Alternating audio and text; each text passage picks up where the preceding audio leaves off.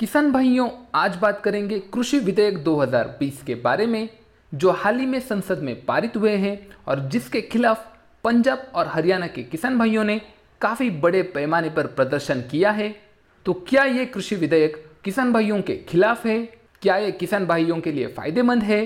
क्या इस कृषि विधेयकों में कमियां हैं? क्या अच्छी बातें हैं? जानेंगे विस्तार से, तो बने रहिए हमारे साथ अंत तक। सब्सक्राइब कीजिए वेजटेक चैनल को और बेल आइकन पर क्लिक कर ऑल पर क्लिक कीजिए सभी वीडियोस के नोटिफिकेशन पाने के लिए।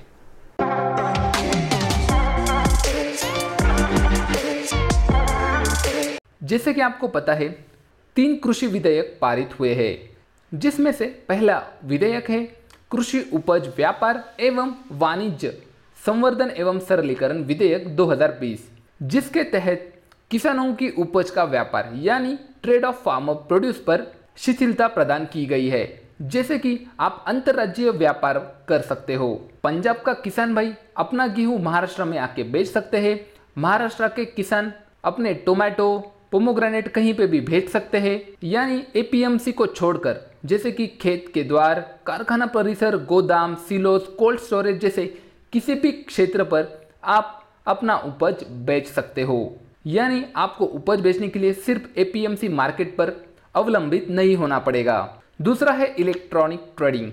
जी हाँ, ई-नाम पोर्टल के बारे में आप सभी लोग तो जानते ही होंगे। इसी के साथ नए ट्रेडिंग प्लेटफॉर्म लाए जाएंगे किसान भाइयों के लिए।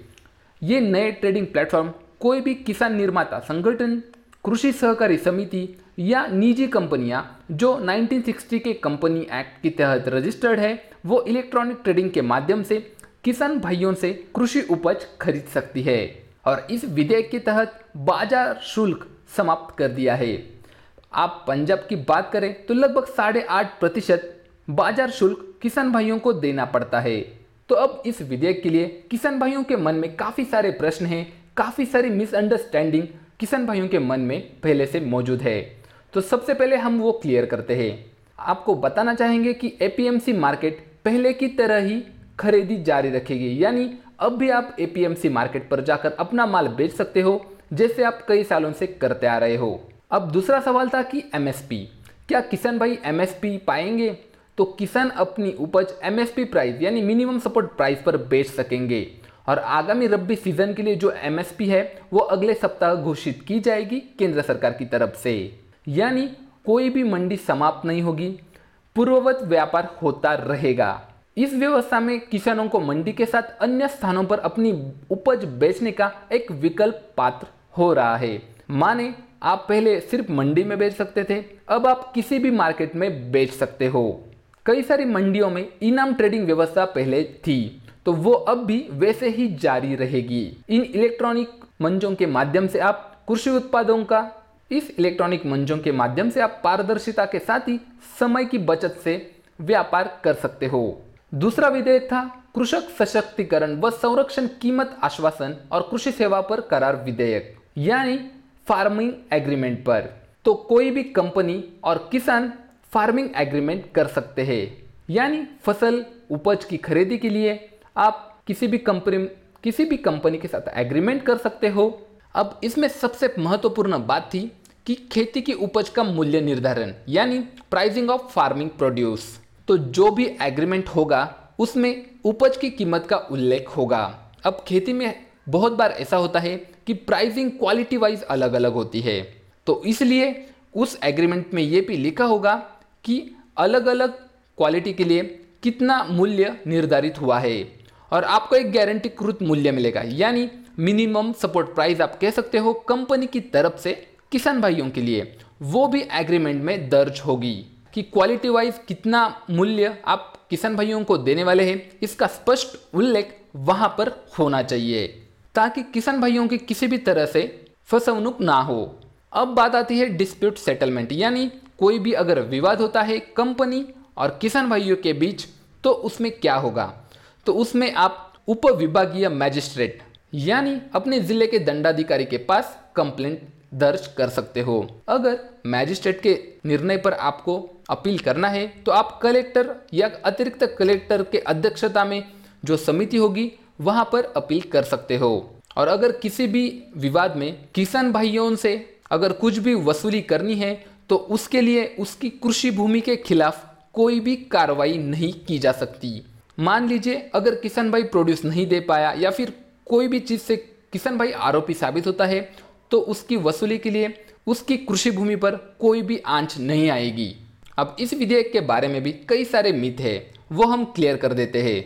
जैसे कि कई लोगों का कहना था कि किसानों को कीमत कम मिलेगी अगर वो एग्रीमेंट करते हैं तो सरकार ने ये स्पष्ट बताया है कि किसान को पूरी स्वतंत्रता रहेगी कि वह अपनी इच्छा के अनुरूप दाम तय करे और कंपनी को 3 दिन के अंदर किसान की उपज का भुगतान करना होगा।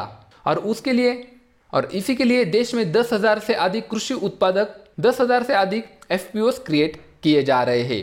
कॉन्ट्रैक्ट फार्मिंग को ज़्यादा से ज़्यादा बढ़ावा दिया जा सके और FPO के माध्यम से आपको उचित बाजार मूल्य भी मिल सकेगा।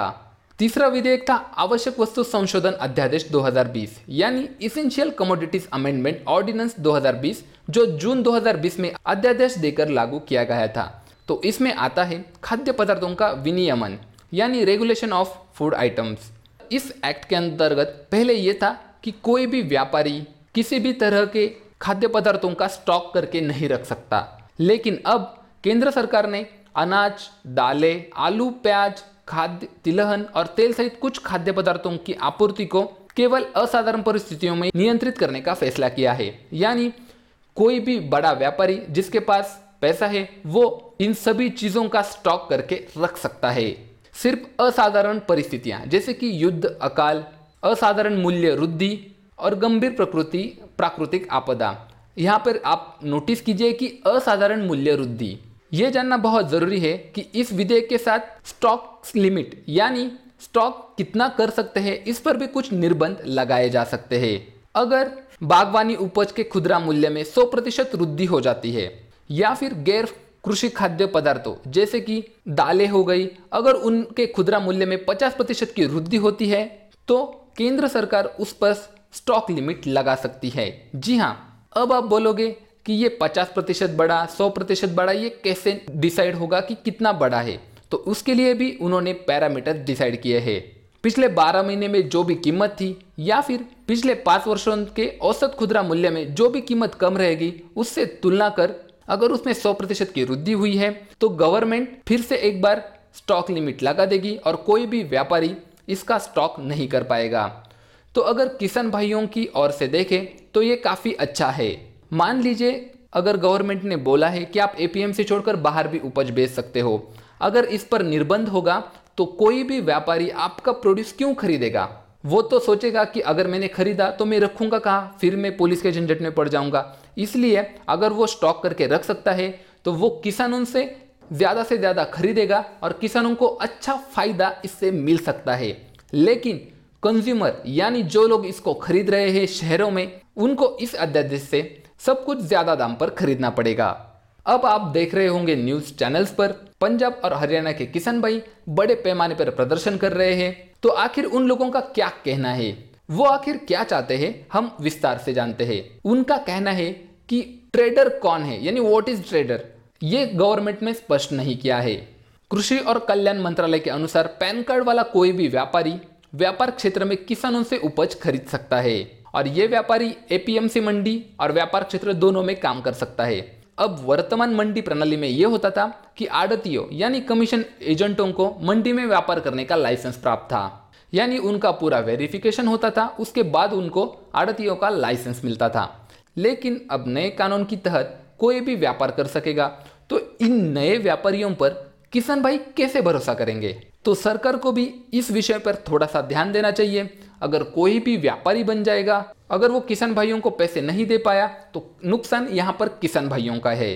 तो प्रदर्शनकारियों की ये मांग तो सही है। दूसरी मांग है कि विवाद समाधान। प्रदर्शनकारियों का कहना है कि धारा 8 के तहत अगर कोई भी लेन देन से उत्पन्न विवाद है तो आप उपविभागीय मैजिस्ट्रेट या फिर कलेक्टर के पास इसके लिए अपील कर सकते हो। इस अध्यादेश से यह होता है कि किसान भाई दीवानी अदालत में नहीं जा सकते। हो सकता है कि उनको सही समाधान नहीं मिल पाए, तो किसानों को दीवानी अदालत जाने का मौका जरूर मिलना चाहिए।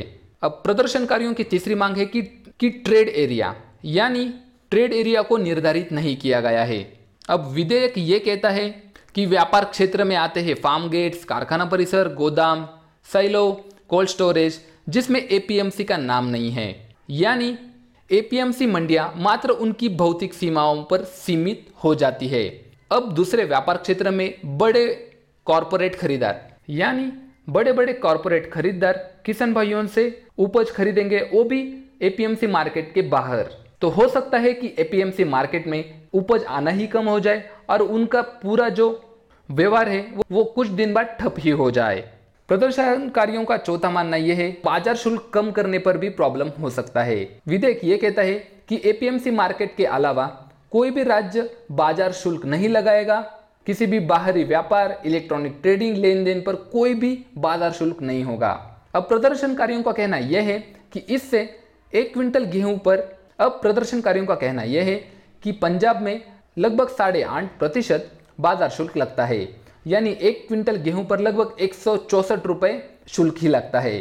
तो अगर ये शुल्क बाहरी व्यापार क्षेत्र पर हटा दिया जाए तो बड़े कॉरपोरेट्स 164 रुपए बढ़ाकर किसान भाइयों से खरीदेंगे और किसान भाई तब उनको माल बेचेंगे भी। और कुछ दिनों बाद ये होगा कि एपीएमसी मार्केट बंद हो जाएंगे, तो वो बड़े कॉरपोरेट्स फिर से किसान भाइयों को मार्केट से भी कम रेट में गेहूं देने के लिए बोलेंगे और किसान भाइयों के पास कुछ भी ऑप्शन नहीं बचेगा, क्योंकि मंडी तो पहले ही बंद हो चुकी है। लेकिन इसमें कोई तर्क नहीं बनता। सरकार ने यह स्पष्ट किया है कि एपीएमसी मार्केट भी चालू ही रहेगा, तो ऐसा कभी नहीं होगा कि एपीएमसी मार्केट बंद होंगे। इस विधेयक से कि आपको एपीएमसी और बड़े कॉर्पोरेट्स दोनों ही ऑप्शंस मिल जाते हैं, तो जहां पर आपको अच्छा रेट मिल रहा हो वहां पर किसान अपनी उपज बेच सकता है। तो इस वीडियो में मैंने आपको बताया है कि इस विधेयक के क्या फायदे हैं, क्या नुकसान है, कैसे किसान भाइयों ने इस विधेयक की तरफ पॉजिटिव तरीके से देखना चाहिए। अगर इस विधेयक के बारे में आपके कोई भी ख्याल है तो आप नीचे कमेंट्स में मेरे साथ शेयर कर सकते हो। वीडियो देखने के लिए धन्यवाद।